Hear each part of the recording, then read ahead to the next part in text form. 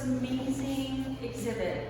Elise Vazelakis, I found Elise's work because on my Instagram feed, I love finding new artists all the time, and I kept finding a cross-reference from everyone that I would like or post, or, you know, like, oh, that's a friend that I'm already following, and I kept seeing Elise Vazelakis. I'm like, who is this woman? And so I called her, and I went to her home, and she showed me her work, and I was like, oh my God, this deserves a solo exhibit. And so right away we made a connection. I felt like I had found a friend in her, and I know that today after working with her through this process. She's not just an amazing artist, but a great friend. And I can see that by the support that she had at her opening and by you all being here today. So how we're going to do this, we're going to start with her giving us the tour. So in your seat, you'll just shift around, do whatever you need to do to see. And you're welcome to ask questions as she presents it. And then she's going to come sit here. And then you can ask more questions, okay? So take us away. You want to start with Carla, thank you. Right. And a funny side note, when she came over and we just connected, and I said, well, I don't know about a solo show, I'm leaving for Greece. And she's like, we were born, right? Born and raised. Born and raised didn't happen until like 13, so she started like just, Oh my God. And that's how I know how to pronounce her name. yeah, very good, very good. So, anyways, thank you all for coming. And this is all of you. I'm going to start with some pieces I did at Tom's, which young Tom was a mentor that I studied under for 15 years. And I can take my mask down? Yes. All good? Yes, you're far enough. Okay, I know, it's so hard to hear. Okay, I just want to be cognitive of The times. everything. Yeah. So this is one of the last pieces I did at Tom's before COVID, and before we stopped going to the studio. And you know, little background, I have always been enthralled with fiber. From a young age, my grandmother's taught me to sew. And one on a machine, and it was a pedal machine, it wasn't electric. And the other one taught me to hand sew. And so fiber has always been kind of my creative outlet since I was a little girl. And when I found weaving, it was kind of going back to my roots because the pedals are very similar to the pedal sewing machine that I learned on. And so it just feels authentic and brings you back to my childhood. So this is, and when I moved, I started weaving when I was overseas. And when I came back, I always liked to kind of weave with unorthodox materials. The warp was fiber, but the weft I put unusual items in there, photographs, scarves, all kinds of things. And so when I came back, I was looking for items to weave with, and I raided our garage and found wire, and kind of took that, which my husband was not happy about, because it was stereo wire, which I guess is $20 a foot or something. So he's like, no, I'll get you wire. And so this is actually a silver galvanized steel and silver wire. And so then I just started experimenting with loosening up, like making the warp very loose and farther apart, and then having the weft really kind of emulated and just more of an organic look, because weaving is one of the first computers. Could you explain weave and weft? Okay, yeah, the warp, if you look at blue, Yeah. you see the fiber going this way, that's the warp. And the warp, so the warp is kind of the structure of the whole loom. And then the weft is what you put on a shuttle. And when you you use a pedal and it opens, so the work kind of, it looks like it's all consistent like this, but when you use the pedal, it goes like that. And it leaves an opening so you can throw the shuttle through. So the work is in most of these, the vertical, and the weft is the horizontal. So it's usually very, they call it one of the first computers because there were, ones and zeros as far as, the strings. And so I like to kind of take the grid pattern and play with it and just kind of throw that out. The consistency out the window. And that's the same with this piece, moving warp threads far apart and exposing the weft. And you can only really do that with wire, because if it was both fiber, the weft wouldn't move at all. So, but to keep it there, I would glue.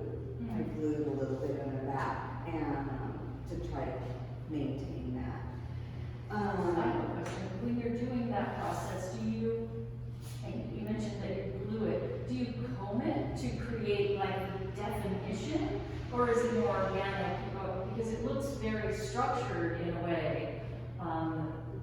The way I see, figures in it. I see there's like a vibration going through. They sort of remind me of musical notes in some ways. There's like hair. There's so many things. It looks like there's intention behind the clustering and the grouping. That's a good question. I started with organic and how they were kind of moving. So if you can see all of them, they kind of just naturally spread apart. And so then I just started to kind of play with that. Because before I would try to, get them all even, and so I just started kind of moving that. That answers your question. So yeah, it started organically, but then I manipulated, and then I did use a wide tooth comb to try to get them. When I decided where I wanted it, I would like comb it. Yeah, I use the comb for a lot. For those ones that have tassels, I would comb the tassels. So it's one of my tools from my trade. So this is a piece that is a vine that was exposed after the Woolsey fire, and it was on an exterior wall, and I hadn't really seen the woven structure because leaves were on it, and it was an evergreen, and because of the fire, it didn't burn in the fire, but it died because there was no all the irrigation system to the structure, or to all the plants got burned or melted, and we didn't turn on any water. So anyways, it died, and so they were cutting it down one day, and I was like, I want that. And so I cut a number of pieces that I could handle, and these pieces aren't tied at all. They're just completely interwoven by nature. So I just think it's so cool. And then of course I just started, wrapping fiber around it. I first started wrapping wax linen around the pieces, but it was really hard for me to get my hands into there and wrap. And so then I started wrapping thread around it. And that's called Remains. This piece is part of my Senseless series, and these are AR-15 bullets, and it's just kind of a commentary on gun control and what goes on with that. And I've woven again, this is brass, and the bullets are when I take the weft through, I pull like one of the wefts out and I twist bullets around there. Where did you find the bullets? Interesting story. My son, who was living in Arizona at the time, was a big gun aficionado, and I'd never shot, nor did I want to, and I think it was Mother's Day. And they said, Mom, we've got a fun activity for you, and I said, what? And they took me out to the desert, and they put up all these bottles. not my thing at all. So I just put on the earphones, I shot one thing, and I said, thank you, this has been like, this is a terrible Mother's Day. It was all about you guys, not about what I wanted. So then I started like picking up the bullets, and they were cactus, and I started, of course, putting them on all the, there was a tree, and I started decorating the tree for the next person that came, because this was the spot that everybody came and shot. So I guess it's interesting that I collected them, and I got them, and I think there's a place for guns, safely. They're not my thing, and then after I collected them, a girlfriend's friend's daughter, I know the father was killed in Vegas, so these pieces became really poignant, and so that's where I actually collected the bullets. What a great place for bullets. I know. On art. I know, and out in the desert, you know. This is also a woven piece, it's copper and steel, and what else to say about this? This is one of the very first pieces I did.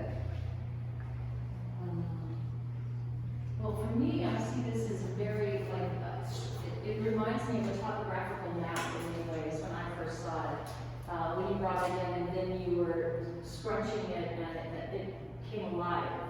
And I wondered we didn't actually talk about this, but I wondered when you opened that up and you started forming the dimension to it, was that something that you had done before, or was it just with this piece? Because this one is different than these here. Yeah, these I stopped kind of scrunching. That's really the question. When it comes off the loom, it's perfectly flat like that. And I don't scrunch it while it's on the loom at all.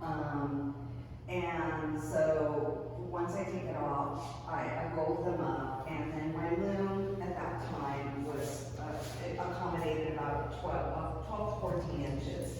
So I made all of these long kind of tapestries, and then I sewed them together. You can kind of see seams right here. And so post loom, I put them together, and then I started, once I put, and I had to keep them flat to sew them too, or it would have been really difficult to sew. So I keep them flat, and then I hang it, and then I start playing with it. Beautiful. So when you take a piece like this, every time you hang it, will it always have the same undulations, or do you ever play with it for different places? Yeah, it made, once I kind of, it's wire, so once I kind of, kind of manipulate it, that has memory. So I can never flatten that back out, but it naturally gravity flattens it out. And so each time I install it, it is different, because it just gets flattened, not completely, but also just gravity. Do you hand sew, or is it on the machine? Yeah, this one's hand sewn. Oh, Yeah, I sewed these with wire all the way down. I have actually tried, like, with some of those, I did sew with the machine.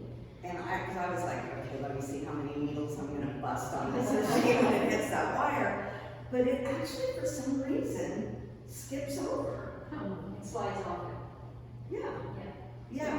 So, I busted a few needles, but not too many, so surprisingly. So that's a good question, but mostly, because I just have more control, especially when I started. The first one would be fine to do by the machine, but by this one, it would just be really difficult to run that through.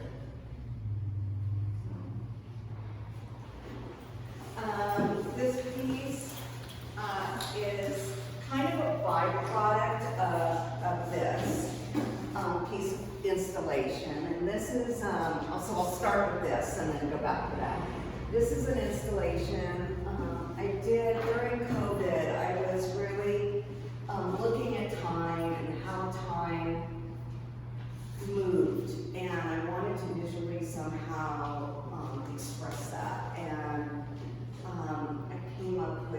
thread, and I was watching some thread unravel in my studio, and this kind of came to me.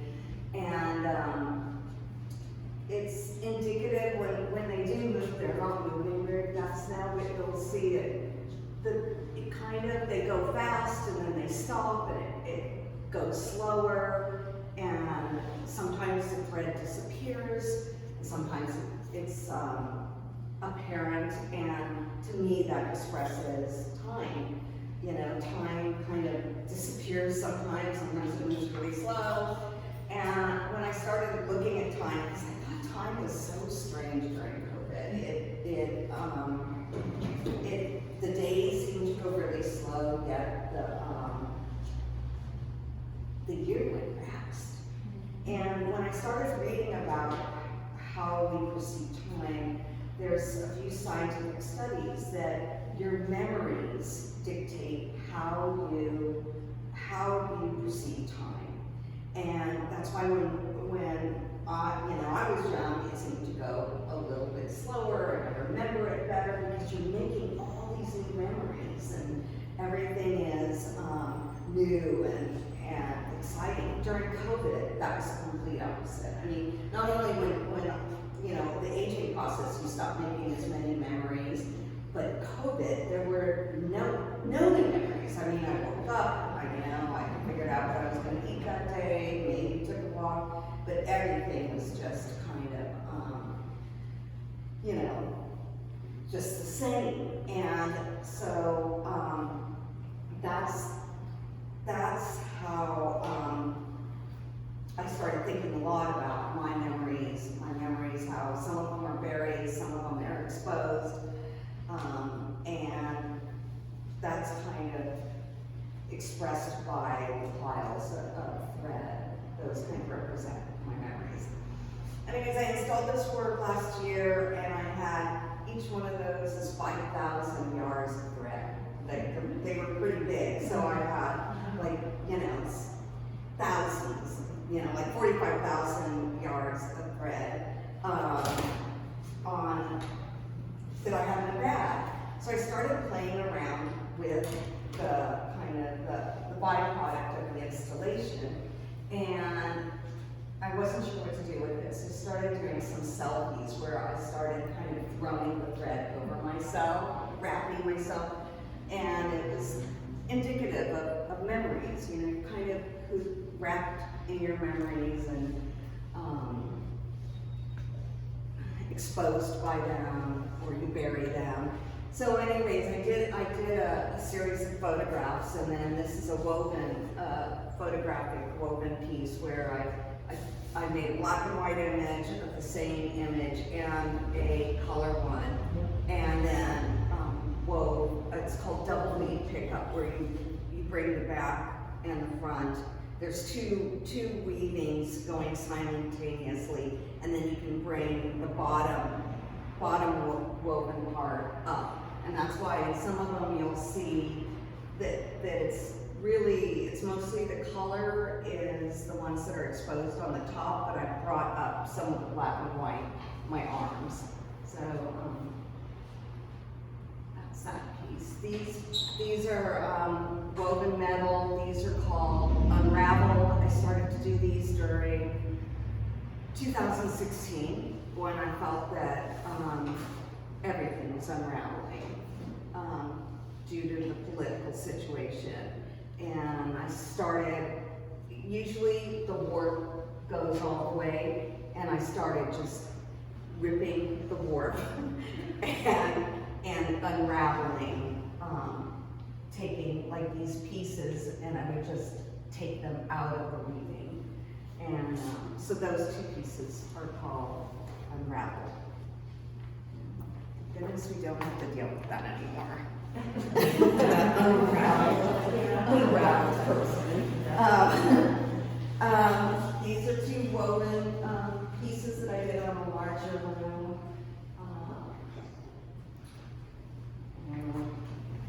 Which else to say? There's a white warp and I integrated fiber in there as well. This piece is more sculptural. I use irrigate also in my garage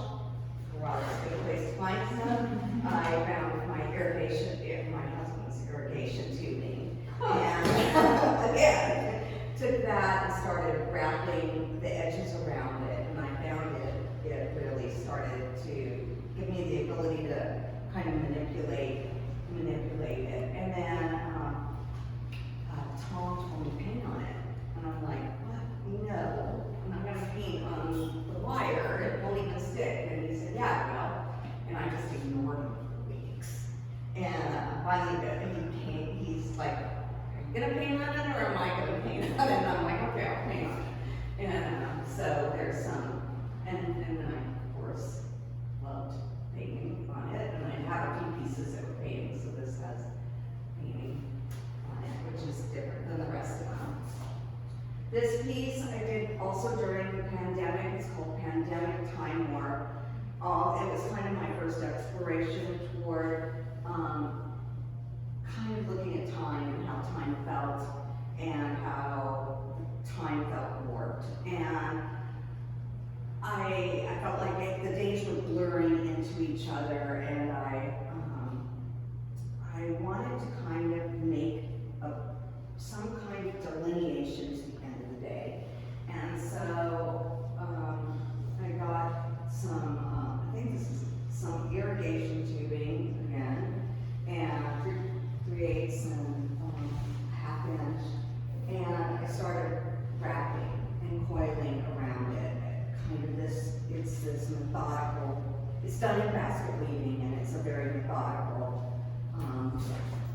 kind of mindless activity that was healing for me during this time when I was really full of fear and distraught at the beginning of the pandemic.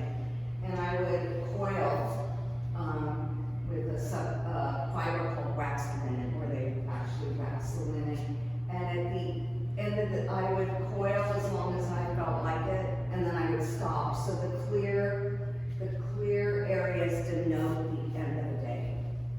So each time you see a portion, that's a day. And there's 200 feet of coiled tubing. And how many days were you counting? What's that? I think it's over 100. I'm not sure. I actually ended up mapping this. I took it and I started measuring each coil portion and each clear portion, and I put it into a Google Doc. And believe it or not, it came to like 49.5% of clear areas and 50.5 of the coil. And that was completely random, because it was just, I did it for as long as I wanted to. And then I asked my son, who's a musician, if we could put that data into a musical format. And he said, yeah, that's what music is. You take data. And so we assigned a note to 3 notes to each of these. And each of these portions. And then each note was expanded by the length of the coiling, or the length of the void. Do you have that recording? Yeah, I do. Oh my God. I know, we should have put it in here, huh? Yeah. It's, yeah, so there's a musical piece that's kind of accompanies this. And then this, I don't know if you can see it, this is my latest piece, and it's called Altered, because I've altered what's beneath it, and I've altered myself. I've started collecting, and in May I started collecting all my single-use plastic and documenting it, and then either weaving, this is hand woven from the loom, crocheting or knitting around each piece, or coiling or wrapping. And really looking at my single-use plastic. And these kind of pieces are filled with like Amazon envelopes and anything that I could, it doesn't have a form. And it has altered my use. I mean, I think twice about buying something in a plastic container, because I still have a heat, and I'm like, I can't. I feel like these were my guilty pleasures. These are that coconut water that I love. What's it called? Something, because I stopped drinking them.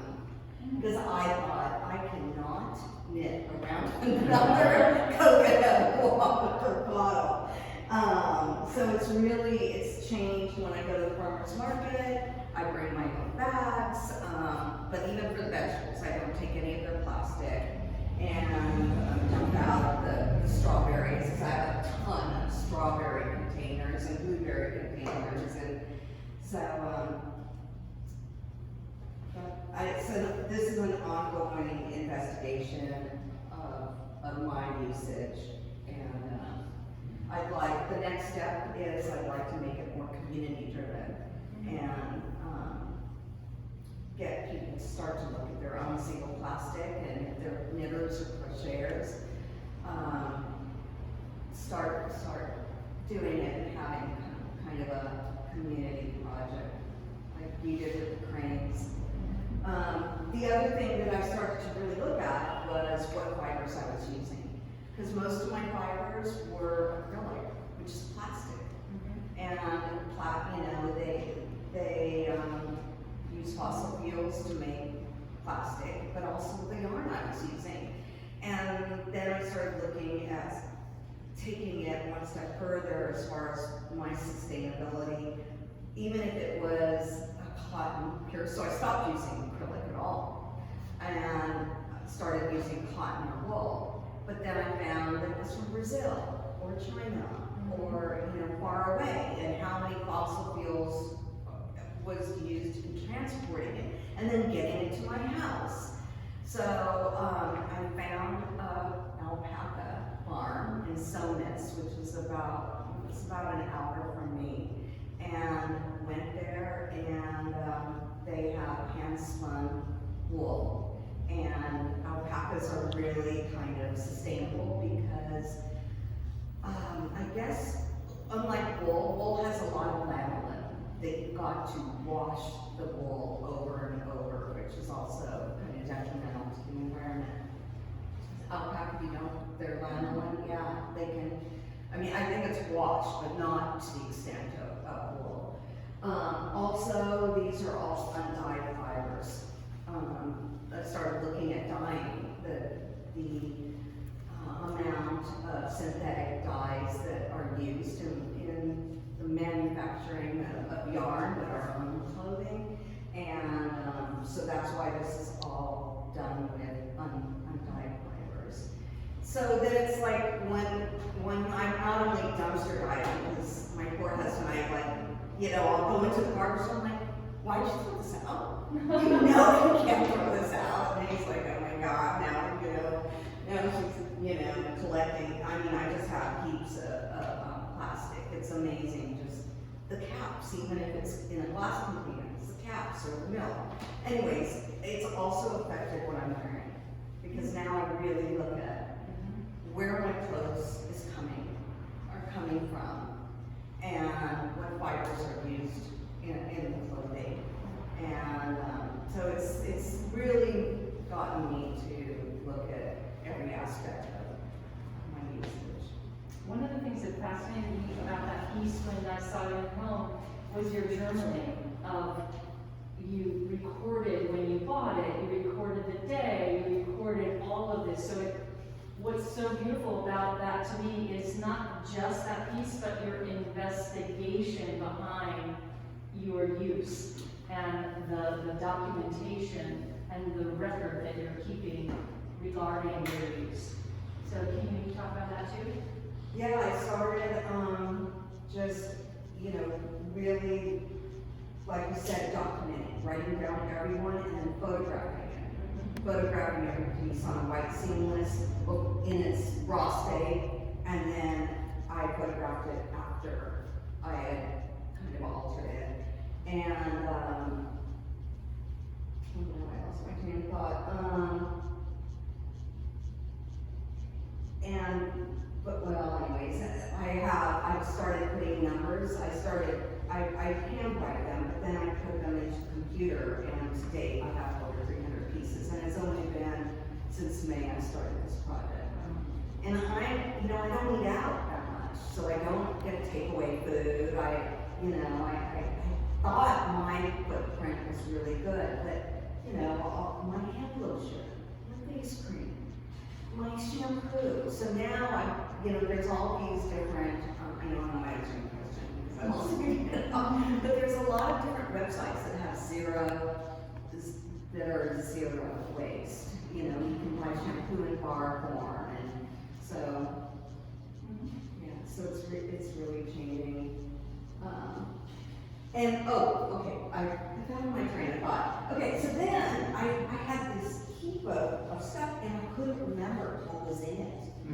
I'm like, what's in there? So I started, some of them you can see, like this is cotton buds, but other ones you couldn't, and I couldn't figure out what was in there. And that's when I started writing. Yes. Writing down, I was like, and I was curious, so I started to unravel some of them. I'm like, I can't do this. But I was like, what is this? So right when I start to do it, I write on some muslin, and then attach it to each piece, so you can kind of see, well, at least I can remember. These are crackers, pharmaceuticals, yogurt caps. I mean, it's a real documentation. It's a real kind of a documentation of my life and what I eat and what I consume.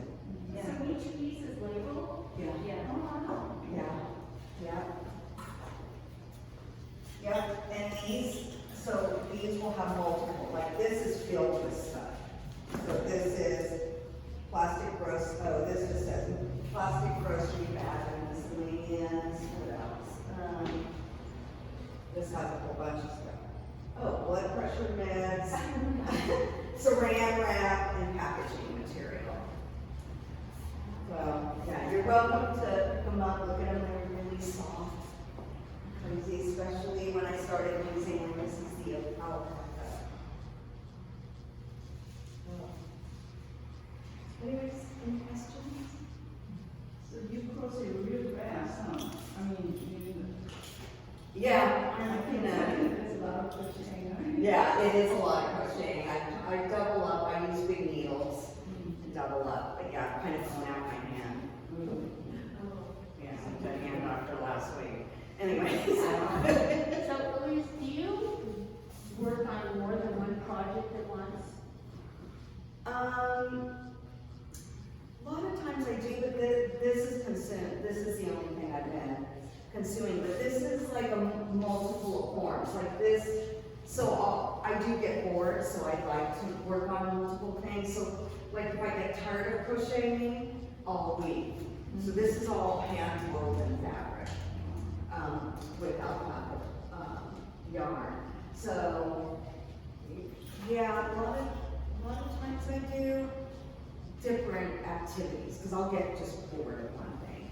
But this has kept my interest because I'll have to figure out how I crochet around bottle or crocheting or knitting around this or doing, so each piece is kind of different. And when I get really kind of bored of doing forms around this, then I do these fun pieces, which is just free crocheting where you're just making these kind of crazy shapes. Oh, I have one other question. Has your master's program influenced your process in certain ways? Yeah, it has. Can you just talk a little bit about that? Yeah, I mean, the thing that's, I've been on Zoom most of the time, but just like when I was at Tom's, you guys informed my work and the materials I used and where I got them. And so the students are, the professors are also informing my work, but also the students. And the students really, I've got to say, inform this work a lot because they're very sustainable and they're very aware of what their use is and how they, how the future is going to be and how it looks. And they've been brought up thinking about ecology and what we should be doing. And so, and one other, she just graduated. She started collecting everything. Like, she was a ceramicist and she started collecting her lint and her cut hair and all kinds of bizarre stuff, and then put them into these cubes that were some material. Resin? Yeah, resin and clay. And so that, you know, every time I saw something or heard it, it just informed my work. And so I started thinking about materials. And then one of the students, when I installed that piece, said, "Where's the thread from?" And I said, "I don't know, Amazon." And she said, you can't get away from that's part of it, you know, what material you're using and where you got it. And that hadn't registered, and when I came to this, I heard Nicola's words in my ear, and What's the difference in the cost of, possibly less expensive to buy the alpaca from? wait, I can't hear you, Deborah. I said it must be less expensive to buy the alpaca from the farm than to go into a wool shop. You know, acrylic's cheap. Huh? Acrylic yarn is super cheap. And, you know, yarn that's manufactured in different countries is even cheaper. The alpaca is really expensive, you know, per skein. But, you know, yeah, you know, with Amazon, you don't pay shipping, but it's worth it to me, you know, without. It's about the essence of the material, right? Yeah, and it's so funny because when I go to this alpaca farm, they actually have the name of the alpaca on there, and so like this is part Deborah and Bubbles. And I'm like, my name's Deborah though too, my middle name. So yeah, Deborah and Bubbles are in here, and but I don't know. You know, they're having us read really interesting materials. Back to your question, Shelley. So it's all just kind of, and just talking about your work. I had to get over my fear of talking about my work a lot, because they just throw you right into that. And the class I have to take every semester is a critique, and so you have to show your work, I think 2 to 3 times a semester and speak about it and answer questions, and I just was petrified. Thank God it was like at 4 o'clock, and I was like, drank a glass of wine and talked to Laura, and I was like, you got this, and and I was like just so nervous, and so, but the more you do it, you know, it all changes, so. It's been a good experience, especially during COVID when I felt a little lost. Any other questions? I wanted to ask you to speak about this one because it's, to me, the most different of all of your work. This one? Exactly, yeah. It feels to me like almost wearable. It feels like I could step into it and wear it out, like it'd be like fashionable. So what inspired you to hang it that way, twist it that way? It feels like a whole nother tangent. And so how recent is this one in relationship to your other work? I don't know when I did this one. I think this one is like 2017, 18, I have to look. Because we have more of these upstairs. I know Yeah, so you have a body of this work. There were about 3 in this series. I don't remember doing it. Do you remember? Yeah. I mean, yeah, I know a lot of people have said this, like, you know, this could make great jewelry, or you can make a skirt. And then I also, it sort of, to me, is like the precursor to the ones that you made for the lanterns or the lamps, Yeah. chandeliers. Yeah. It sort of feels like this was the impetus of the new direction you're taking. Right. So maybe, you know. Yeah, I mean, Connection? when I started to put on the irrigation tubing, that kind of dictated the shape. It kind of because the irrigation tubing had its own form, and it was kind of stiff. you know, circular stiff. So as I put it on, it kind of moved in the direction that it had memory. And I could, it's not like this tubing, it's pretty stiff. And, so that, to answer your question of the shape, once I put the irrigation tubing on, it kind of dictated. And so I would have to actually, you can see here, you know, like, if I liked it or wanted to force the shape, I had to attach it. Like sew it together, you mean? Yeah, attach it with wire in different places to keep it from just like, you know. But I remember when I first did this, I kind of put it on the ground and kind of threw it down, and it kind of wanted to go in a certain direction. And then I ended up twisting it a little bit more and putting it through each other. And so it was long, narrow initially. Yeah, again, it was just a long, it was same, it was about 12 inches, but then once I twisted it, it shortened, and that's probably about 10 inches. So it was 12 to 14, and then I twisted that, but it was one long piece. But I think I've attached another piece. I think there was a second piece on here that I sewed together, but it's hidden somewhere. I exposed the tubing. That's the tubing that's in it. I also love, upstairs I have some of her chandeliers, so if anyone wants to see them. On the website, we also have them represented. And when I came to your home, you had it hanging over your table. And they're really beautiful. They're in white, but they're versions of this, exactly. So that was beautiful. So come have a seat. I think that, you're done, right? You went Yeah, through I'm done. Yeah. So, some of the things that comes up for me when looking at your work is, I'm curious, like when, because you brought it up, you started as a child because of your grandparents, grandmothers, both teaching you how to sew, and you kind of taken both sewing and then crocheting, knitting, and created, it's sort of speaking to both of them and carrying their tradition in what you're doing now.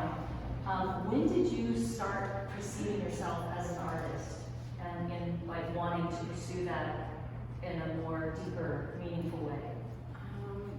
I was really a shy, quiet child, and this was what I just loved doing all through my childhood.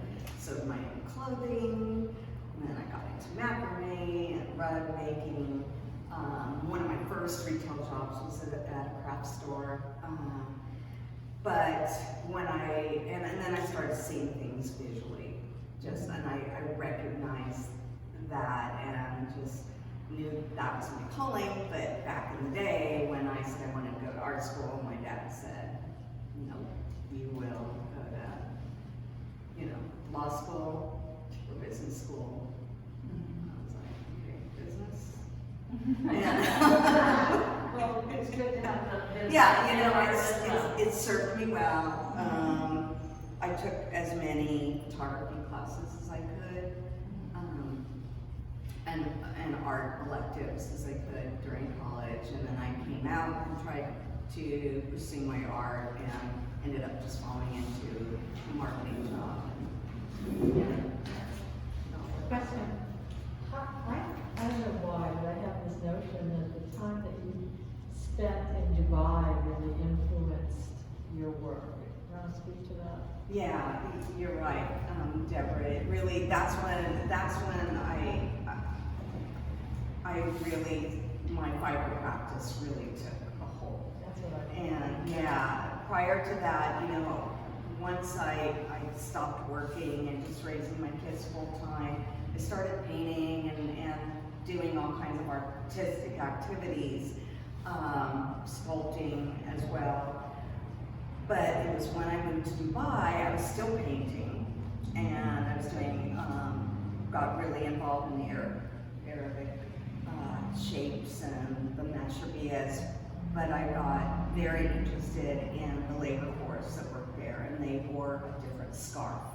And there's than the Emiratis. Emiratis wore the smaller checkered black and white and red and white, and the immigrants that were building on the construction sites were wearing really colorful scarves, and You made something from all of these that they were yeah, wearing, right? yeah, they were called gamshas, and I went out one day to the workers and I said, "Can I have your scarf?" And they're like, "No," and I'm like, "I'll pay you for it." And I paid, I started paying these guys for their used scarves, laundering them, and then photographing them, and then weaving them. I started knitting with them. First I started knitting with them and crocheting with them and painting on the scarves, and none of that was working. And then I saw weaving kind of came onto my radar, and when I came back to LA, took a weaving class. And I also feel like the whole feeling about this, like feels like, Muslim women covering themselves. Mm-hmm. It feels very influenced by that period of time. Yeah, I mean, I was there about 4 years, and it was a tremendous amount of my influence. I felt really more creative there than I've ever felt anywhere, and I don't know if it's because it's a hub of creation, or I don't know what it was, but I just, Well, I think you were also removed from your known environment to something where you were sucking up all these stimuli, from every direction, and you're just like a sponge taking it all in. yeah, you're right.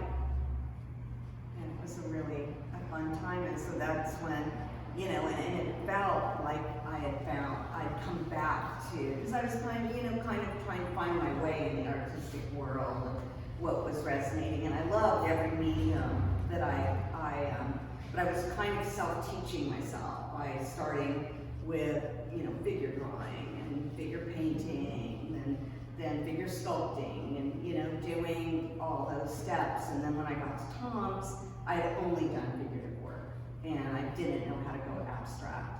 And that's when Tom Woodall helped me, just kind of break out of the figurative realm. But when I found Fiverr in Dubai, this was like, it just was part of me, and Yeah, it felt very authentic. yeah. And interesting, you said the red, black, and white, which is also your, kind of your Yeah, it's palette. kind of my palette, It yeah. is, yeah. And then I use a little bit of metal in my work as well, and I'm always fascinated with precious metal. And it's like there's like the royalty or precious, or also connected historically to more spiritual. So there's like the gold and the silver. Also, I think of like wabi sabi. It's like it's not perfect, but it's like mending the imperfections, and I kind of see that vein going through your work as well, which was one of my attractions to it. Well, and some of the metal's really healing, like copper is supposed to be really I heard copper. healing. Yeah. Yeah. Do And you it's have all from the earth. And it's all from the earth. Yeah. Exactly. Well, we all are. Yeah. We're all matter. Yeah, that's where it comes from. What about other artists that you speak about your environment, the students, your being in Dubai?